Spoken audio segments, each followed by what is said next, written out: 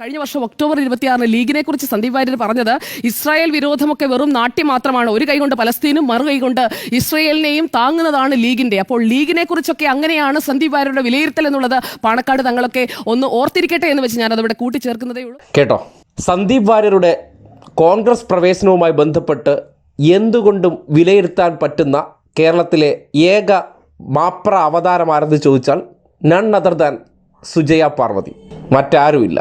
അവരുടെ ഇന്നലത്തെ വിലയിരുത്തലാണ് കേരളത്തിലെ ലീഗന്മാർക്കുണ്ടാകാൻ പോകുന്ന ദുരനുഭവത്തെക്കുറിച്ചും ഇന്നലകളിൽ ലീഗന്മാരുടെ നിലപാടിനെക്കുറിച്ചും ന്യൂനപക്ഷങ്ങൾക്കെതിരെയൊക്കെ പറഞ്ഞ കാര്യങ്ങൾ, അതെല്ലാം തൊണ്ട തൊടാതെ വിഴുങ്ങാനുള്ള ലീഗിൻ്റെ ആ കഴിവുണ്ടല്ലോ. അധികാര കസേരയ്ക്ക് വേണ്ടി സ്വന്തം അമ്മയ്ക്ക് വിളിച്ചവനെ ഷോളണിയിച്ച കെ മുരളീധരൻ പോലും തോറ്റുപോകുന്നൊരവസ്ഥ. അതിനെ സംബന്ധിച്ച് നിങ്ങൾ തന്നെ വിശദമായി കേട്ട് മനസ്സിലാക്കൂ. സ്വാഭാവികമായിട്ടും RSSനെ ഇതുവരെ തള്ളിപ്പറയാതെ, RSS മോശമാണെന്ന് പറയാതെ, BJPയിലെ ചില നേതാക്കന്മാരെ മാത്രം തള്ളിപ്പറഞ്ഞുകൊണ്ടും RSSനെ ചേർത്ത് നിർത്തിക്കൊണ്ട് സന്ദീപ് ജി വാര്യർ കോൺഗ്രസിലേക്ക് വരുമ്പോൾ ലീഗിനെയും ന്യൂനപക്ഷത്തിനും ഉണ്ടാകുന്ന അവസ്ഥയെക്കുറിച്ച് ഷൂജയ പറഞ്ഞതിൽ ചില വസ്തുതകളുണ്ട്. ന്യൂനപക്ഷങ്ങളെ ചേർത്ത് നിർത്തുന്ന കോൺഗ്രസിന് അവരെ വേട്ടയാടിയ നാവിനെ ആദരിക്കാൻ കഴിയുന്നു എന്നുള്ളതാണ് പാലക്കാട്ട് ചർച്ചയാകാൻ പോകുന്നത്. നാളെ പാണക്കാട്ടേക്ക് പോവുകയാണ് സന്ദീപ് വാര്യർ. അപ്പോൾ ഒരു കാര്യം കൂടി ഞാൻ പറയാം. ഇക്കഴിഞ്ഞ ഒക്ടോബർ 26 കഴിഞ്ഞ വർഷം ഒക്ടോബർ 26 ലീഗിനെ കുറിച്ച് സന്ദീപ് വാര്യർ പറഞ്ഞത് ഇസ്രായേൽ വിരോധമൊക്കെ വെറും നാട്യം മാത്രമാണ്. ഒരു കൈകൊണ്ട് പലസ്തീനും മറു കൈകൊണ്ട് ഇസ്രായേലിനെയും താങ്ങുന്നതാണ് ലീഗിന്റെ. അപ്പോൾ ലീഗിനെ കുറിച്ചൊക്കെ അങ്ങനെയാണ് സന്ദീപ് വാര്യരുടെ വിലയിരുത്തൽ എന്നുള്ളത് പാണക്കാട് തങ്ങളൊക്കെ ഒന്ന് ഓർത്തിരിക്കട്ടെ എന്ന് വെച്ച് ഞാൻ അതവിടെ കൂട്ടിച്ചേർക്കുന്നതേ ഉള്ളൂ. പിന്നെ മറുപാളയത്തിലേക്ക് സരിൻ പോയത്. പക്ഷേ സരിനെ കണ്ടാൽ ഒന്ന് ഒരു ഷേക്ക് ഹാൻഡ് കൊടുക്കാൻ പോലും കഴിയാത്ത ഷാഫി പറമ്പിലും രാഹുൽ മാങ്കൂട്ടത്തിലും അവർ ഈ കോൺഗ്രസ് പാർട്ടിയിലേക്ക് കൊണ്ടുവരുമ്പോൾ RSSനെ തള്ളിപ്പറയാത്ത ഈ സന്ദീപ് വാര്യരെ കെട്ടിപ്പുണരാൻ കാണിക്കുന്ന മനസ്സ് പാലക്കാട്ടെ ന്യൂനപക്ഷങ്ങൾ തിരിച്ചറിയും എന്ന് തന്നെയാണ് ഞാൻ മനസ്സിലാക്കുന്നത്. കാരണം അത്രയും അധികം CAA വിഷയത്തിൽ മാത്രമല്ല ന്യൂനപക്ഷങ്ങൾക്കെതിരെ പറഞ്ഞിട്ടുള്ള പല കാര്യങ്ങളുമുണ്ട്. എന്തുകൊണ്ടാണ് ഡൽഹിയിലേക്ക് അന്ന് അമിത്ഷാ കെ സുരേന്ദ്രനെ വിളിപ്പിച്ചത്? ഏത് വിഷയം നടക്കുമ്പോഴാണ് മൂകാംബികയ്ക്ക് പോയ കെ സുരേന്ദ്രൻ നേരെ ഡൽഹിക്ക് പോയി അവിടെ പ്രത്യേക യോഗത്തിൽ അറ്റൻഡ് ചെയ്യുകയും തിരിച്ചു വന്ന് അടിയന്തരമായി യോഗം ഇവിടെ വിളിച്ചു ചേർക്കുകയും സംസ്ഥാന ഭാരവാഹികളുടെ യോഗം വിളിച്ചു ചേർക്കുകയും ചെയ്യേണ്ടി വന്നത്? അതിനുശേഷം നമ്മൾ കണ്ടത് പോപ്പുലർ ഫ്രണ്ടിന്റെ നിരോധനമാണ്.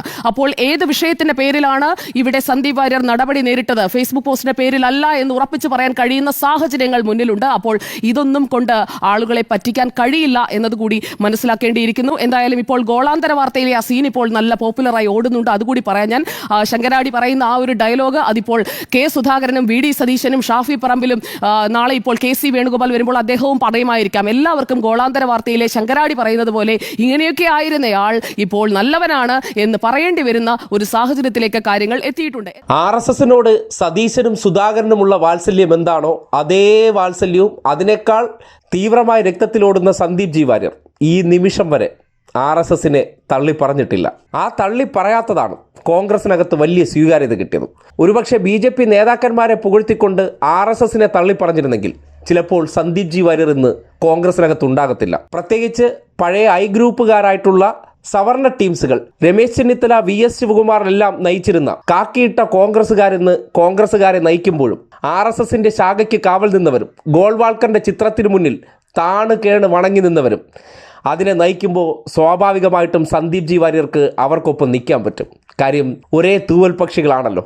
അതിനെ സംബന്ധിച്ച് വളരെ വ്യഗ്രതയോടുകൂടിയാണെങ്കിലും ഷൂജയ ചിലത് വിളിച്ചു പറയുമ്പോൾ അത് ന്യൂനപക്ഷങ്ങൾക്കുള്ള ഒരു മുന്നറിയിപ്പാണ്, അല്ലെങ്കിൽ തിരിച്ചറിവാണ്. അത് കേട്ട് മനസ്സിലാക്കിയില്ലെങ്കിൽ പണ്ട് പാലക്കാട് വെടിമരുന്ന് കടിച്ച് ചരിഞ്ഞ ആനയുടെ അവസ്ഥ മലപ്പുറത്തുള്ള ന്യൂനപക്ഷങ്ങൾക്ക് ഭാവിയിൽ ഉണ്ടാകാതിരിക്കട്ടെ എന്ന് മാത്രമേ ഷൂജയുടെ മനസ്സിലുള്ളതുപോലെ ഈ നാട്ടുകാർക്കും പറയാനുള്ളൂ.